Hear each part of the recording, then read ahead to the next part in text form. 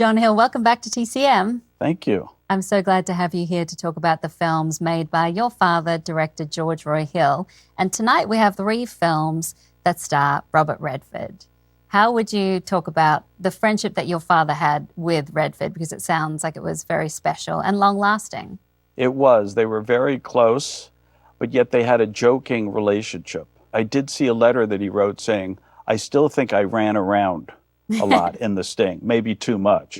You know, he was always being chased. So there was that joking. And my father on The Great Waldo Pepper wore an orange jumpsuit. And Redford said, you look like you fell into an ocean, got tangled up in an orange dinghy.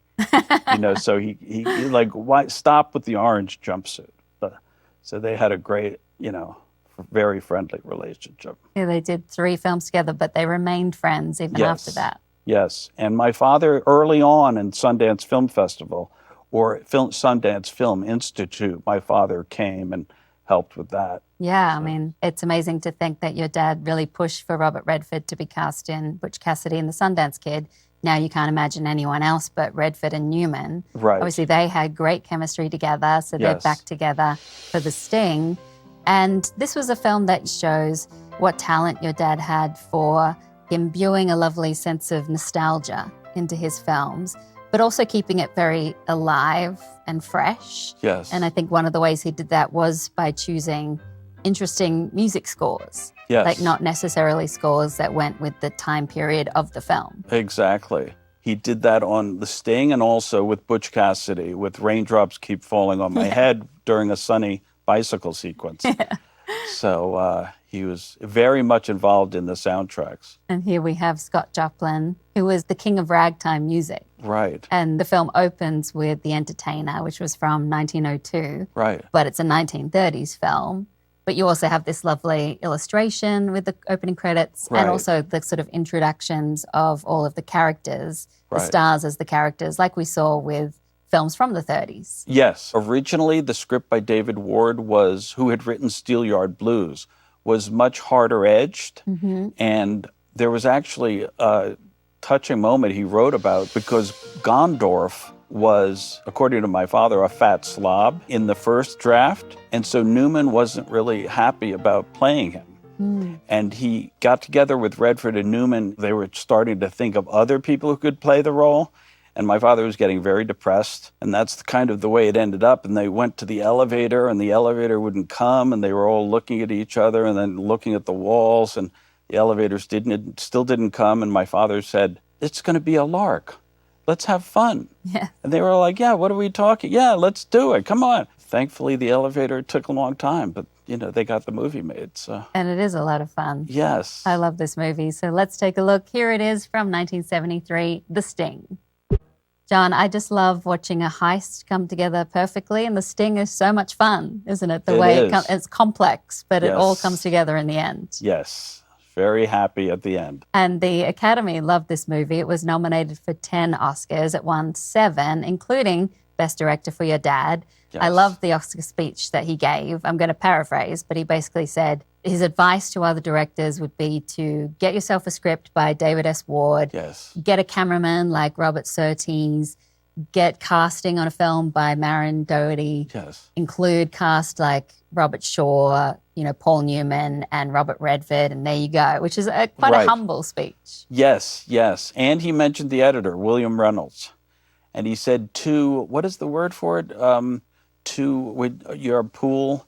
Oh, Newman, the ringers. 2 ringers. 2 ringers, yeah. Which is sort of like dialogue that you would use in The Sting. The Sting was such a success, and it was kind of a string of successes for your dad. He became a rare director who had directed several highest-grossing films? Yes, 2 of the top 10 highest-grossing pictures.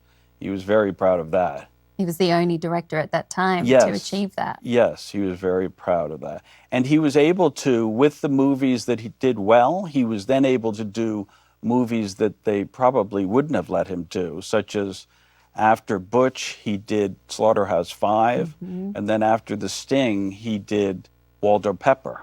We're showing The Great Waldo Pepper later on tonight, and this was a film that was very much close to your dad's heart because he loved aviation and planes, In fact, you can tell us at what age he got his pilot's license. At 16, he said. Yeah, what did planes mean to him throughout his whole life? Because he was a pilot himself. Yes, and he was. Fought in the war as well. And he had the Korean War. Yes, he had a biplane himself, which he would fly across the country.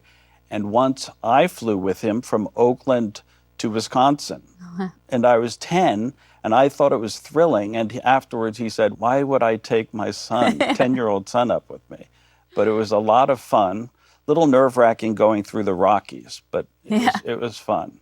We're about to watch Butch Cassidy and the Sundance Kid as well tonight, and it's such a fun film. And every time I read about this movie, Robert Redford and Paul Newman just talk about how much fun they had filming. Was it fun for your dad as well? It was so much fun. The amount of back and forth fun that they would have, it was incredible. Redford at that point had a place in Utah and said that he could go really fast. I think he had a Porsche at that time. He could go really fast, and even if he was stopped, they would let him go because he was Redford. And then Newman said, well, I'll race you. They were going to race back to Redford's house. And Newman had a Volkswagen with a Porsche engine in it. And so they were all going to race, and my father said, well, I can race too. My biplane, can go only about 120. I think he was lying. It could go 130. But they were all going to race, and then the production manager finally said, we can't have you guys. Somebody's going to end up hurting themselves. And we need you for the movie. Yes. Yeah.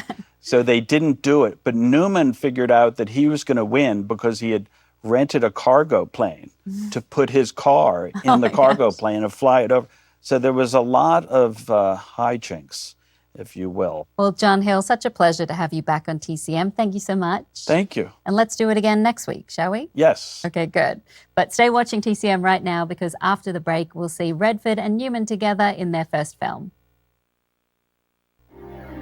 Next on TCM, Butch Cassidy and the Sundance Kid, then the great Waldo Pepper, and later, Whistling in the Dark. Here's a bright idea. Stay tuned to TCM.